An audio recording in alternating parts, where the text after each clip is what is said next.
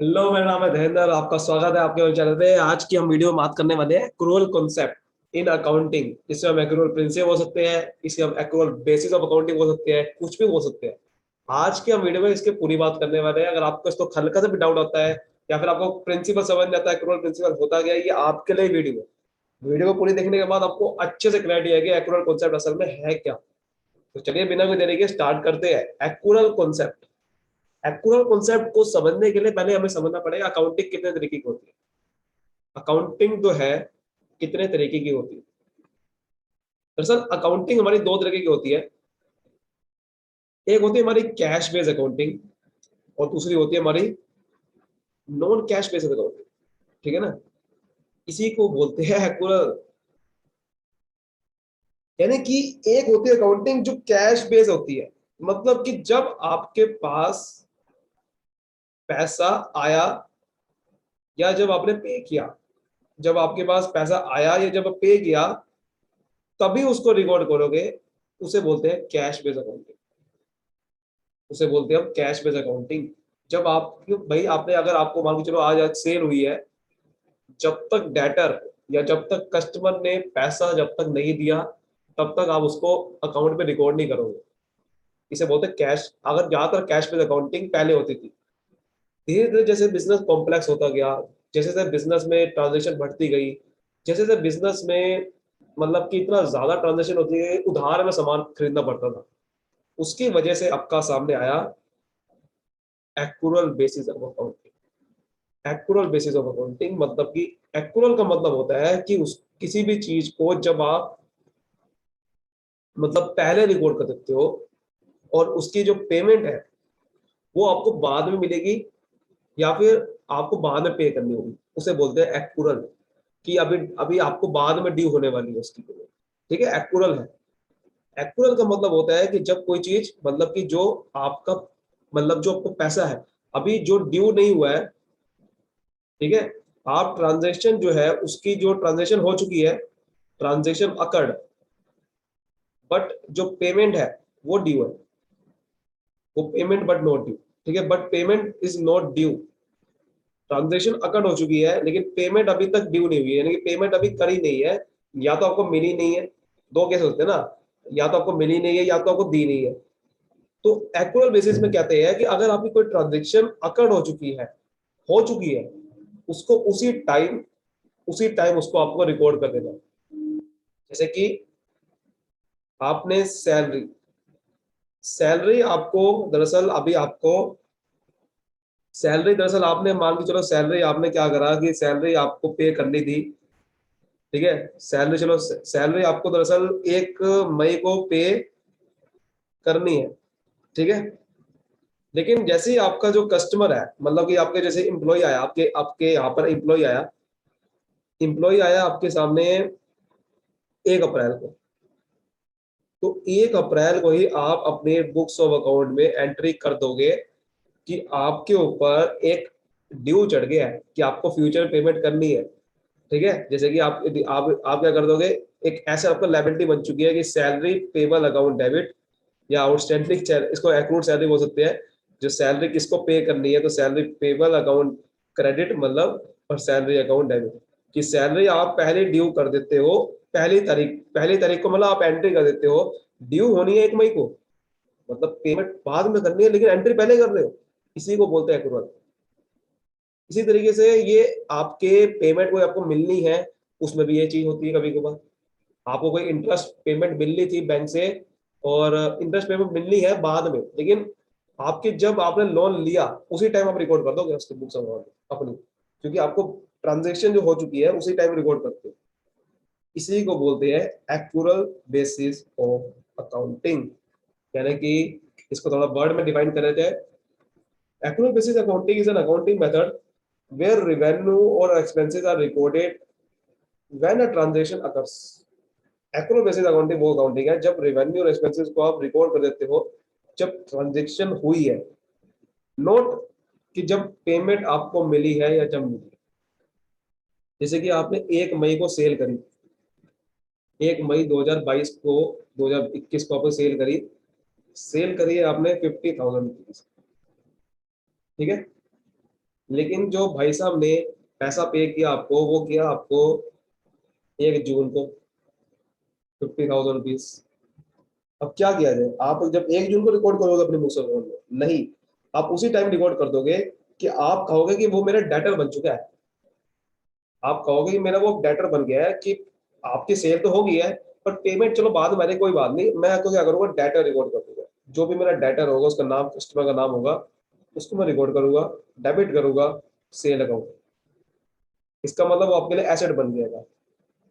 इस तरीके से होता है, कभी कभी लाइबिलिटी बन जाती है, कोई आपने पेमेंट पे करनी है बाद में, ठीक है, वो आपके लिए ऐसी लाइबिलिटी बन जाएगी।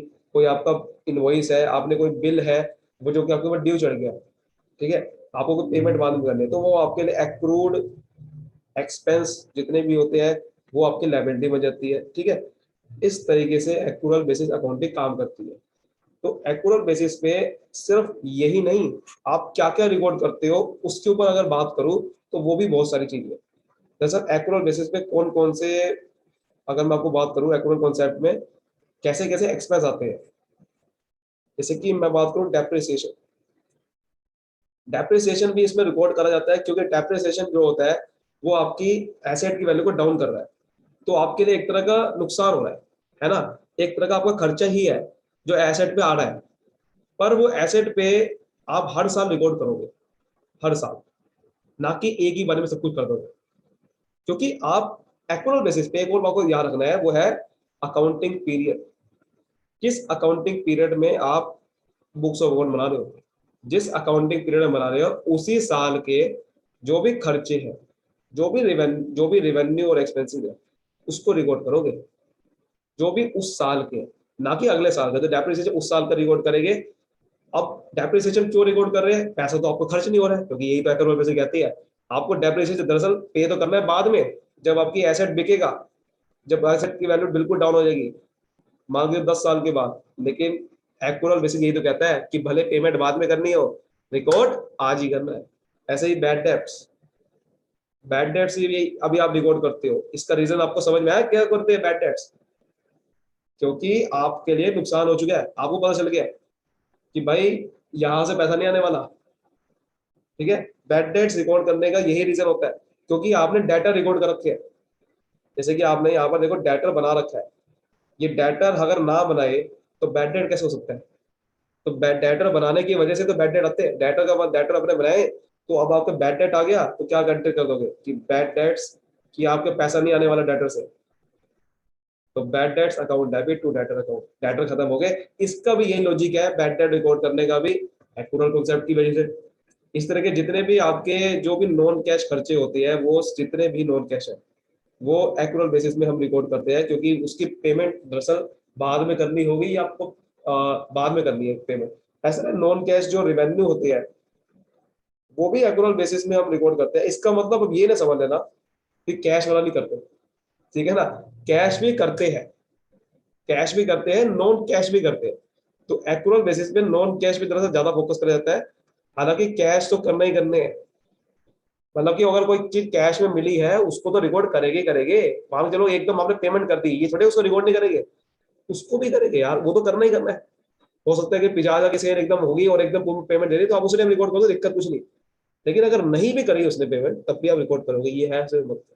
ठीक है, चलिए इसको समराइज करते हैं पूरा का पूरा इस इससे। जैसे कि एक्यूरल बेसिस आप समझ पा रहे होंगे ये डेफरल क्या होता है। आज आपने पेमेंट करी, ठीक है, माल आपको बाद में मिल रहा है, इसे बोलते हैं डेफरल। कि आप पेमेंट पहले कर रहे हो, बाद में आपको चीज मिल रही है, तो वो आपके लिए डेफरल है, ठीक है, वो आपके डेफरल हो चुका है। लेकिन एक्यूरल ये कहता है कि माल आपके पहले आ चुका है, पेमेंट बाद में करो। वही चीज कि आप जो भी गुड्स और सर्विसेज है, जो भी गुड्स और सर्विसेज है, वो आपके पास यूज कर रहे हो उसकी, या फिर जो आपके पास ट्रांजेक्शन असल में हो चुकी है, या तो माल बिक गया है या माल आपके पास आ चुका है, लेकिन जो पेमेंट है वो बाद में होती है। लेकिन डेफरल का मतलब होता है कि जब आप पेमेंट पहले कर देते हो, माल और जो आपका ट्रांजेक्शन है वो दरअसल बाद में होती है। इसे बोलते हैं रेफरल। तो ये एक्चुअल बेसिस में हम रिकॉर्ड ये सही करते हैं कि पेमेंट जो है वो बाद में करते हैं, पेमेंट का जो हमारा कैश जो एक्सचेंज होगा बाद में करेंगे, लेकिन एक्चुअल बेसिस में ये होता है जब ट्रांजेक्शन हो चुकी है उसे टाइम रिकॉर्ड करते हैं। सो उम्मीद करता हूँ बच्चे समझ में आ रहा होगा एक्चुअल बेसिस क्या होती है। एक और मैं आपको बात बता सकता हूँ, एक और बात बहुत इंपॉर्टेंट है कि एक्चुअल बेसिस से ही आपको मैचिंग कॉन्सेप्ट आया है। मैचिंग कॉन्सेप्ट की मैं आपको वीडियो पहले ही बना चुका हूँ, और भी अगर कॉन्सेप्ट की वीडियो देखना चाहती है तो मेरी एक प्लेलिस्ट बनी हुई है कॉमर्स के बेसिक पढ़ने।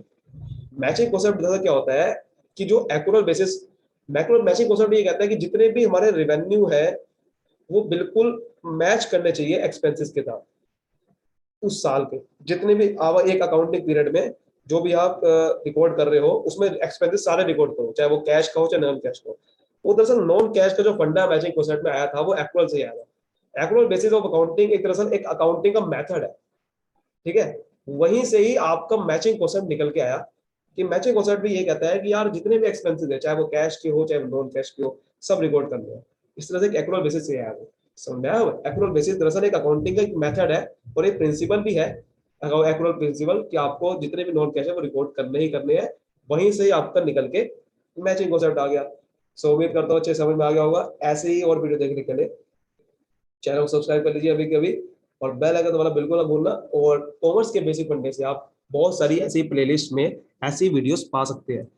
मेरे साथ जुड़ने के लिए अगर आप पेड क्लासेस ज्वाइन कर सकते हो तो आप इस नंबर में फोन करके पेड क्लासेस ज्वाइन कर सकते हो। मिलते हैं अगली वीडियो में। चलिए, थैंक यू।